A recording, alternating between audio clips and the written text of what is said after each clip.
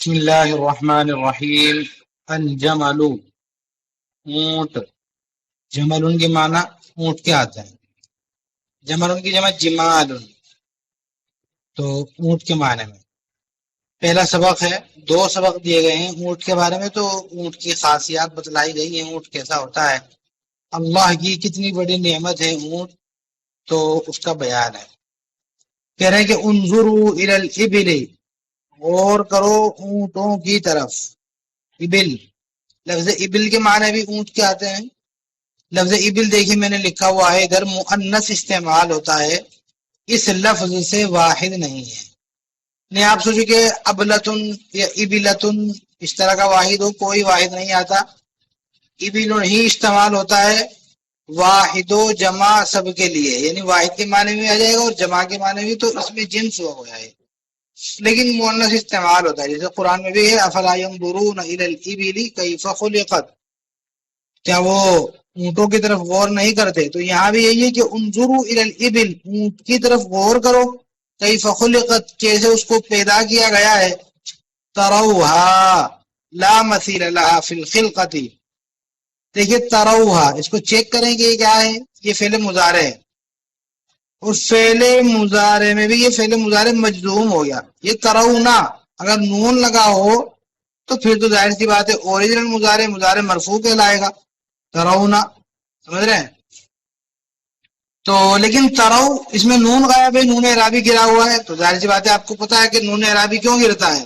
یا تو حروف ناصبہ کے لگنے سے یا حروف جازمہ کے لگنے سے، تو آپ دیکھ رہے ہیں کہ یہاں پر نہ حروف ناصبہ ہے نہ حروف جازمہ ہے۔ ایک تیسری چیز ہے کہ یہ جواب امر ہے، جواب الطلب ہے، جب فعل امر کا جواب آتا ہے، مثال کے طور پر اقرا، پڑھو، تنجح، تم کامیاب ہو جاؤ گے، تو یہ جواب امر بھی جو ہے مجزوم ہوتا ہے، تو یہاں پر انظرو یعنی غور کرو تو تم پاؤ گے، تم دیکھو گے کہ اس کو، اونٹ کو دیکھو گے کہ لا مثیل لها فی الخلقۃ، اس کی کوئی نظیر نہیں ہے، کوئی مثال نہیں ہے، ٹھیک ہے، فی الخلقۃ بناوٹ میں، تخلیق میں۔ مثیل ان کے معنی نظیر کے آتے ہیں، مثال کے آتے ہیں، خلقت ان کے معنی بناوٹ کے آتے ہیں، اور تخلیق کے آتے ہیں، کہ بناوٹ میں اس کی کوئی مثال نہیں ہے، اس طرح کا ہوتا ہے اونٹ۔ فإن الجمل، تو بے شک اونٹ، اکبر الحیوان الداجن جسمن، اکبر الحیوان سب سے بڑا جانور ہے، کس طرح کا جانور، الداجن، داجن جمع دواجن، پالتو جانور کو بولتے ہیں، تو اکبر الحیوان، حیوان الداجن سب سے بڑا پالتو جانور ہے، جسمن جسم کے اعتبار سے، وہ اطولہ ساقن،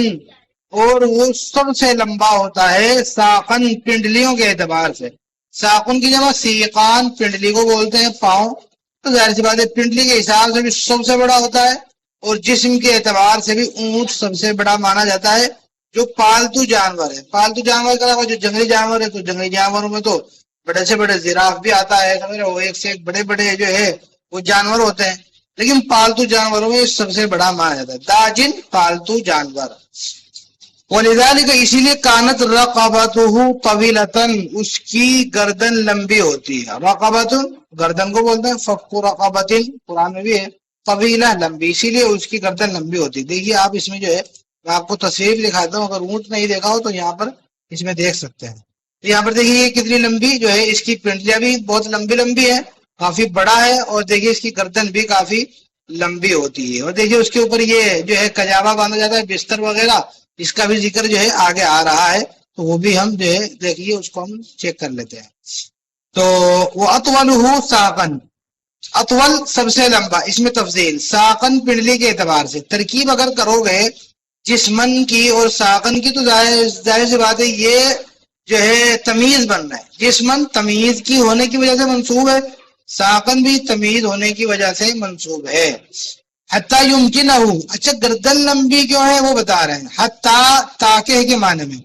جب بھی حتی کے بعد فعل مضارع منصوب نظر آئے آپ کو، تو حتی کا ترجمہ یہاں تک کے نہیں کرنا ہے، پھر حتی کا ترجمہ کرنا ہے تاکہ، تاکہ یمکنہ ہو، اس کے لیے ممکن ہو، پوسیبل ہو، کیا، ان یرعى الکلأ، کہ وہ چرے گھاس کو چرے، کلأن گھاس کو بولتے جمع اکلا، رعا، یہ رعا کے معنی چرنا، المرعى اسی سے بنا ہے چراگاہ، یعنی تاکہ اس کے لیے ممکن ہو کہ وہ جو ہے جو ہے چارے کو چرے، گھاس کو چرے، من الارض زمین سے، بدونی ان یبرکا بغیر بیٹھے ہوئے، بدونی بغیر اس کے کہ ان یبرکا کہ وہ بیٹھے، برکا یبرکو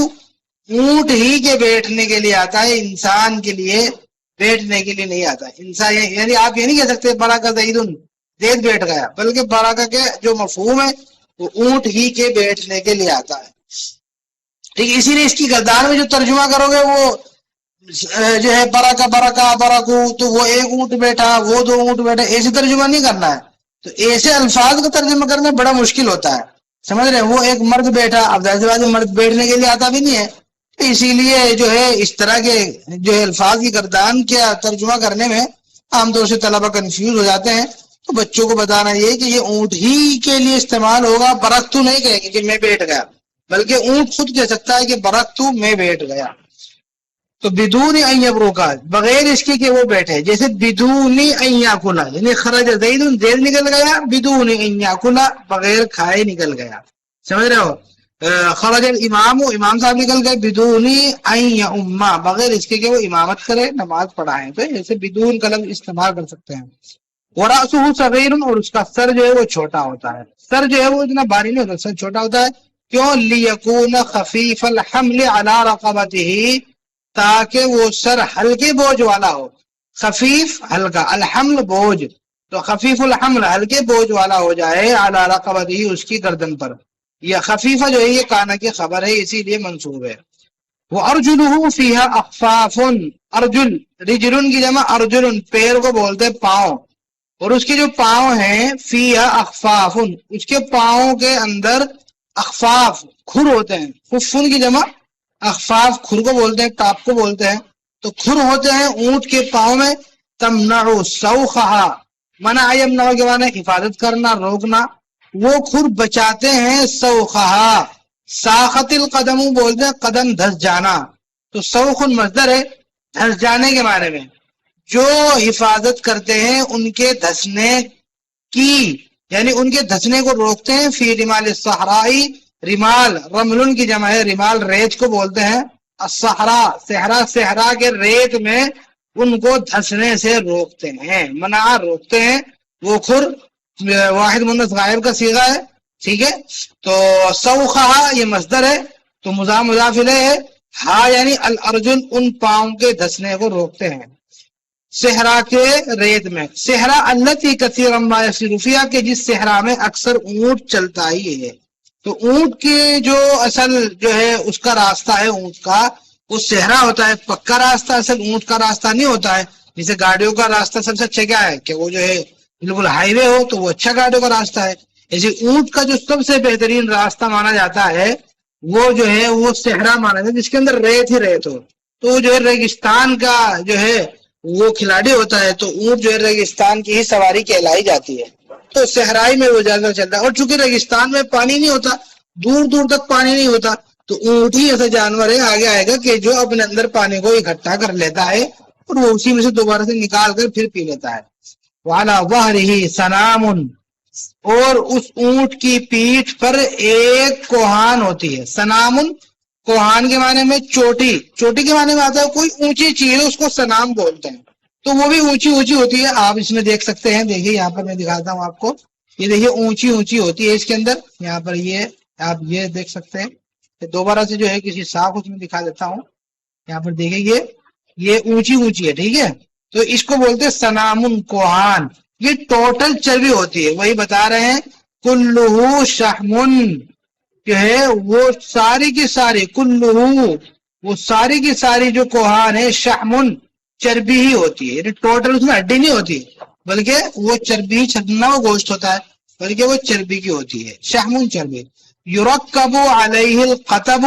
رکبہ یرکب ترکیباً باندھنا فٹ کرنا، مجہول ہے، یرکب باندھا جاتا ہے، القطب یہ نائب فاعل ہو گیا،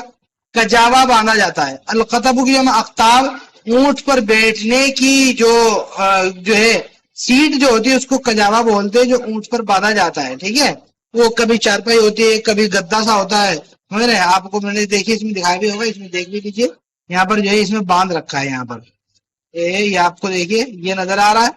تو یہ بھی بندھا ہوا ہے۔ الگ الگ ٹائپ کے جو ہے لوگ اس میں باندھتے ہیں، تو کچھ بھی باندھا جا سکتا ہے، تو اس کو کیا بولتے ہیں؟ کجاوا بولتے ہیں۔ دیکھیے یہاں پر یہ اسی پر بنتا ہے، تو اسی پر فٹ کیا جاتا ہے، اس پر یعنی جو ایک کوہان ہوتا ہے، تو یورکب علیہ القطب، اس پر کجاوے کو فٹ کیا جاتا ہے۔ وعیناہ سوداوان واسعتان، اور اونٹ کی جو آنکھیں ہوتی ہیں وہ سوداوان کالی ہوتی ہیں، واسعتان چوڑی ہوتی ہے، بڑی ہوتی ہے آنکھیں۔ دیکھیں سودا یہاں پر اسود استعمال نہیں ہوگا کہ عیناہ اسود کالی ہے، بلکہ عین المؤنث ہے تو اسود کا مؤنث رہ جائے گا سوداؤ، اور عینا یہ تسنیہ تھا، عینانی تو الف اس کا نون غائب ہو گیا مضاف بننے کی وجہ سے، تو مبتدا تسنیہ تو خبر بھی تسنیہ، تو سوداؤ کا جو تسنیہ آتا ہے وہ سوداوانی آتا ہے، تو اس کی آنکھیں کالی ہوتی ہیں، وسیع ہوتی ہیں۔ تشفان عن حلم ودعات، جو ہے شفا شفو کے معنی آتے ہیں حرکت کرنے کے، ہلنے کے آتے ہیں، تو تشفانی وہ آنکھیں حرکت کرتی ہیں۔ دیکھیے یہ تسنیہ کا صیغہ ہے، تشفو تشفانی تسنیہ مؤنث غائب کا صیغہ ہے۔ وہ عن حلم ودعات، بڑی بردباری اور بڑی متانت کے ساتھ جو ہے وہ حرکت کرتی ہیں، ہلتی ہیں وہ آنکھیں۔ تو اونٹ کی آنکھیں جو ہے وہ دیکھنے میں ایسا لگتا ہے کہ جیسے بڑا بہت شریف جو ہے وہ جانور ہو، تو بڑی بردباری اور متانت کو بتاتی ہیں۔ حلم بردباری، اور دعاتن، دعاتن کے معنی جو ہے وہ متانت کے آتے ہیں۔ وَلَهُ فِي وَسْطِ بَطْنِهِ قُرْصٌ، وَلَهُ اور اونٹ کا فی وسط بطنه اس کے پیٹ کے بیچ میں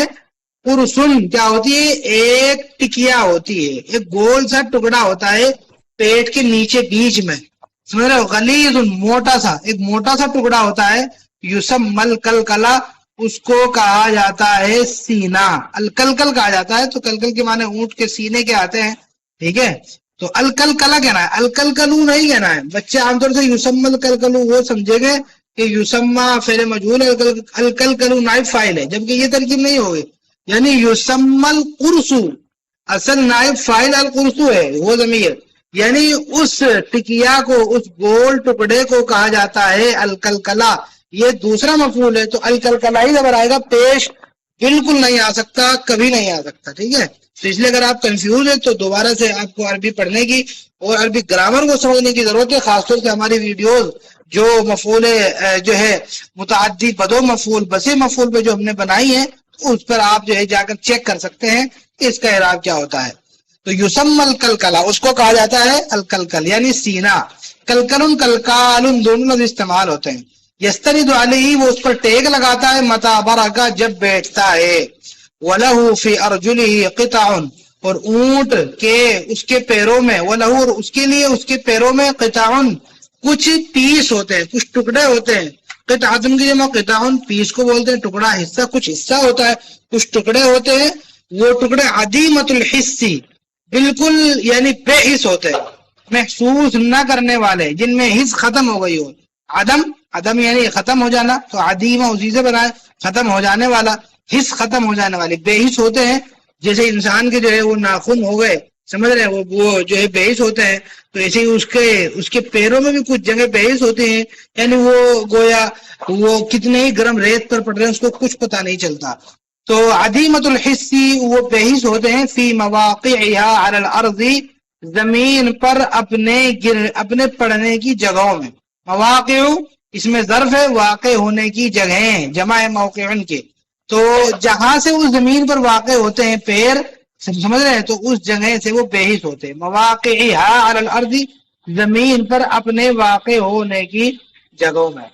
ٹھیک ہے؟ انشاءاللہ یہاں سے کل ترجمہ کریں گے۔ والسلام علیکم ورحمۃ اللہ وبرکاتہ۔